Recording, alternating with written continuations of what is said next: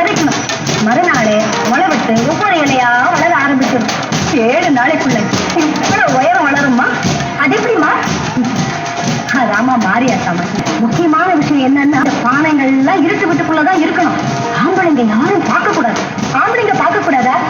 ஆமாமா, 7ஆம் நாள் பெண்கள்லாம் சாமி கும்பிட்டு வீட்டை விட்டு வெளியே வரும்போதுதான் ஆம்பளைங்க பார்க்கணும். எல்லாரும் ஆடி பாடி ஆத்தாளம் சுமந்துக்கிட்டு போகணுமா? அதெல்லாம் சரி. இப்படி செய்யறதுனால நமக்கு என்ன நன்மை? முளைப்பாரி எந்த அளவுக்கு வளர்ந்து வருதோ அந்த அளவுக்கு அவங்க குடும்பத்தை